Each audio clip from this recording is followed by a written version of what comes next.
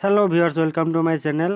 আজি বহুত বেছি ভাল খবৰ। যোৰহাটত মুখ্যমন্ত্ৰী মহোদয়ে বহুকেইটা মন্তব্য প্ৰকাশ কৰিলে।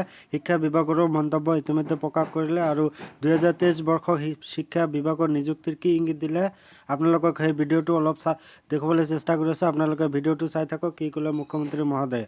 ইয়াৰ আগতে এটা আপোনালোকক সৰু ৰিকুৱেষ্ট, যদি মোৰ ভিডিঅ'টো প্ৰথমবাৰ চাই আছে প্লিজ মোৰ চেনেলটো ছাবস্ক্ৰাইব কৰি ৰাখিব আৰু এনেকৈ গুৰুত্বপূৰ্ণ ভিডিঅ'বিলাক চাই থাকিবলৈ আৰু বেল আইকনটো প্ৰেছ কৰি ৰাখিব।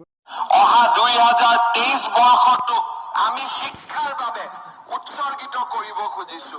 অসমৰ যিমান হাইস্কুল আছে প্ৰতিখন হাইস্কুলতে পৰ্যায়ক্ৰমে আমি 8 কোটিৰ পৰা 7 কোটি টকালৈকে আগবঢ়াই অসমত অকল হাইস্কুলসমূহ নিৰ্মাণৰ বাবে আমি 5,000 কোটি টকা আমি খৰচ কৰিব খুজিছো, যাতে আমাৰ হাইস্কুল বিলাকে চিধা চিধি ডন বস্কো সেন্ট মেৰিজৰ বিল্ডিঙৰ লগত প্ৰতিযোগিতা কৰিব পাৰে।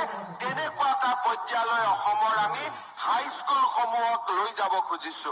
অসমত আমি কেইবাখনো বিশ্ববিদ্যালয় নিৰ্মাণ কৰিব খুজিছো আৰু অসমৰ কলেজসমূহৰো আৰ্থিক বুনিয়াদ আমি শক্তিশালী কৰিব খুজিছো। আমি অহা বছৰটো শিক্ষাৰ সকলো প্ৰকাৰৰ বিকাশৰ বাবে আমি নিয়োগ কৰাৰ বাবে সিদ্ধান্ত গ্ৰহণ কৰিছো। আজি মই বিশ্বাস কৰো অনাগত 10টা বছৰ আমাৰ যদি এই ধৰণে প্ৰগতি, এই ধৰণে বিকাশৰ যাত্ৰাত আমি গৈ থাকিব পাৰো, অসম ভাৰতৰ সঁচাকৈয়ে 5খন সৰ্বশ্ৰেষ্ঠ ৰাজ্যৰ ভিতৰত এখন হৈ পৰিব। মই মাত্ৰ ৰাইজক এটাই অনুৰোধ কৰিম যে আমাক এটা পৰিৱেশ লাগে। অৰ্থনৈতিক বিনিয়োগৰ বাবে মানুহক পৰিৱেশ লাগে, শিক্ষাৰ বাবে মানুহক পৰিৱেশ লাগে, সংস্কৃতিৰ বাবে মানুহক পৰিৱেশ লাগে, ক্ৰীড়াৰ প্ৰতিভা বিকাশৰ বাবে মানুহক এটা পৰিৱেশ লাগে।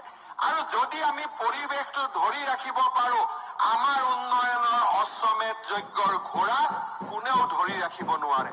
সেইবাবে আজি জ্ঞান আৰু প্ৰজ্ঞাৰ নগৰী যোৰহাট নগৰত থিয় হৈ মই সমগ্ৰ অসমবাসী ৰাইজক আহ্বান জনাম।